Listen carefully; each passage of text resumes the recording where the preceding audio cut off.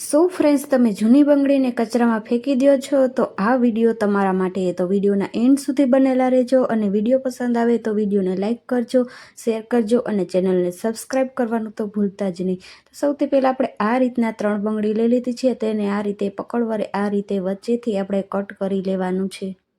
ત્યાર પછી આપણે આ રીતે એક બંગડી લઈ લેવાની છે અને તેને ઉપર આપણે આ રીતે ગ્લુ ગનથી ગ્લુ લગાવી લેવાનું છે. ત્યાર પછી આપણે બીજી બંગડી લઈ લેવાની છે અને તેને આ રીતે ઉપર રાખીને સરસ રીતે આ રીતે ક્રોસમાં સરસ એવી ચોંટાડી દેવાની છે.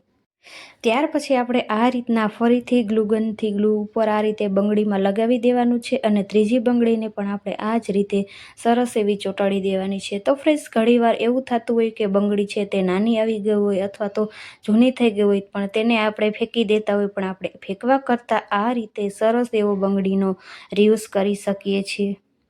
તો ફ્રેન્ડ્સ, આપણે આ રીતે ઘરમાં જો નાની નાની વસ્તુને ધ્યાનમાં રાખીને આ રીતે આપણે સરસ એવી વેસ્ટમાંથી બેસ્ટ વસ્તુ જો ઘરે બનાવી લીધી ને તો આપણા ઘણા બધા પૈસા અને સમયની બચત થવાની છે. તો ફ્રેન્ડ્સ, આ રીતે આપણે ઉપરથી પણ સરસ રીતે આ રીતે ગ્લુગન લગાવી લેવાનું છે, જેથી કરીને બંગડી છે તે સરસ એવી ચોંટી જાય. તો તમે જોઈ શકો છો કે આપણે આ રીતે ત્રણેય બંગડી છે તે આ રીતે ચોંટાડી દીધી છે અને ત્યાર પછી આપણે આ રીતે બંગડીને આ રીતે સરસ એવું ધ્યાનથી આપણે આ રીતે ત્રણેય બંગડીને આ રીતે સરસ એવો શેપ આપી દેવાનો છે.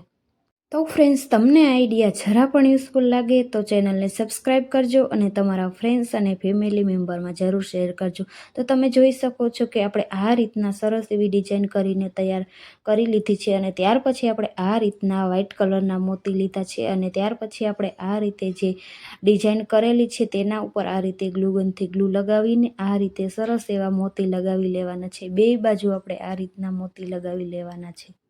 તો ફ્રેન્ડ્સ, તમને આ જૂની બંગડીનો આ આઈડિયા કેવો લાગ્યો તે મને કોમેન્ટમાં જરૂર કહેજો.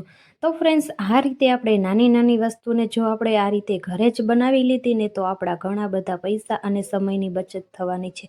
તો ફ્રેન્ડ્સ, આ રીતના જો વસ્તુ આપણે બહાર લેવા જઈએ તો ખૂબ જ મોંઘી મળતી હોય, પણ આપણે આ રીતે વેસ્ટમાંથી બેસ્ટ વસ્તુ ઘરે જ બનાવીને તૈયાર કરી શકીએ છીએ.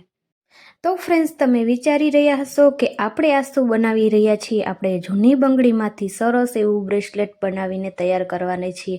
આ બ્રેસલેટ છે તે ફક્ત 5 મિનિટમાં જ બનાવીને તૈયાર કરી શકીએ છીએ.